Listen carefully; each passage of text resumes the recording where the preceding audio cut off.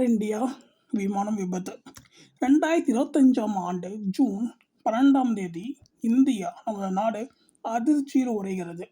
ஏர் India விமான எண் AI-171 ஒரு போயிங் 787 ட்ரீம் லைனர் விமானம் விபத்துக்குள்ளாகியிருக்கு.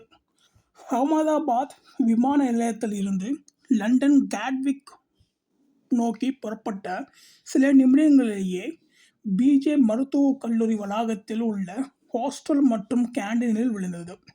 இது வெறும் ஒரு விமான விபத்து அல்ல, 242 பேர் இறந்துள்ளனர். AI-171 விமானம் அந்த நாள் காலை 242 பேரை ஏற்றி புறப்பட்டது.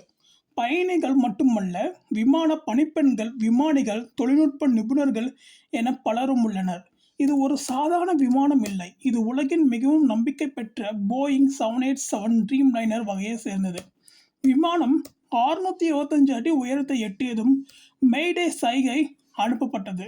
அதுதான் கடைசி தொடர்பு. இதனை அடுத்து அது மருத்துவக் கல்லூரி வளாகத்தில் வீழ்ந்து பெரும் தீப்பற்றிய பின் சிதைந்தது. இந்த விபத்தில் 241 பேர் விமானத்திலேயே உயிரிழந்தனர். அதில் 169 பேர் இந்தியர்கள், 53 பேர் பிரிட்டிஷார்கள், 7 பேர் போர்ச்சுகீஸ், 1 கன்னடியர். அதோடு மண்ணில் இருந்த 24 பேர் குறிப்பாக, அதாவது விமானம் விபத்து ஏற்பட்ட இடத்தில் குறிப்பாக 24 பேர் காயமடைந்துள்ளனர். கேண்டீன் ஊழியர்கள் ஆகியோரும் இறந்திருக்காங்க. ஒரே ஒரு பயணி, ஒரு பிரிட்டனில் வசிக்கும் இந்தியர் அற்புதமாக உயிர் தப்பினார். இதுவே ட்ரீம் லைனர் வரலாற்றிலேயே முதல் உயிரிழப்புடன் கூடிய விபத்து என்பதும் கவலைக்கிடமானது.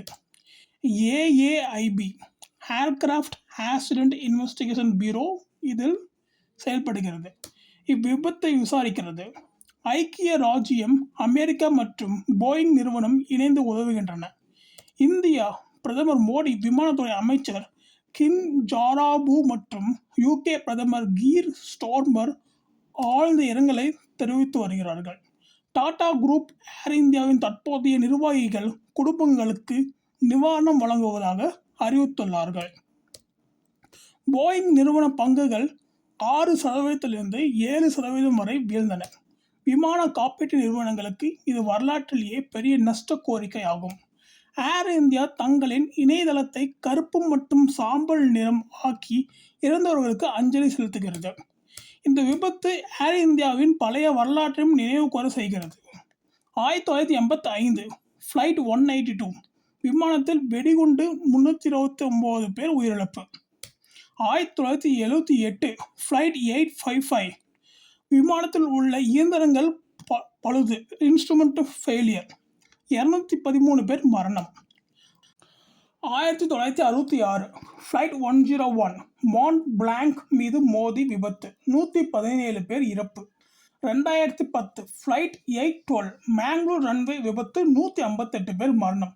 இவை அனைத்தும் என்ன கூறுகின்றன? விமான பாதுகாப்பு என்பது பேச்சாக மட்டுமே இருக்கக்கூடாது, நடைமுறையிலும் கண்காணிப்பிலும் அது உறுதி செய்யப்பட வேண்டும். நம்ம டெக்னாலஜி நம்ம டெவலப் பண்ணணும் அப்படிங்கிறது இதை எடுத்துக்காட்டு. நம்ம டெக்னாலஜி எந்த அளவுக்கு ஒன்றும் முன்னேறல அப்படிங்கிறது இது மாதிரி ஆக்சிடென்ட் சொல்லுது. இந்த விபத்துக்கு பின் கேட்கப்படும் முக்கியமான கேள்விகள்: விமான பராமரிப்பு முறைகள் போதுமா? விமானிகளுக்கு பயிற்சி சரியாக தரப்படுகிறதா?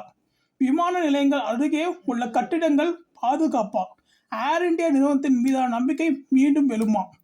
இந்த விபத்துக்கான விசாரணை முடிவுகள் வெளிவரும் வரை மக்கள் மனதில் பதிந்திருக்கும் முன்பணியும் அதிர்ச்சி உணர்வும் விமான பயணத்தின் மீதான பயமும் நீங்காது. நமது டெக்னாலஜி இதனை எப்படி எதிர்கொள்ளும்? காத்திருக்கலாம். நன்றி.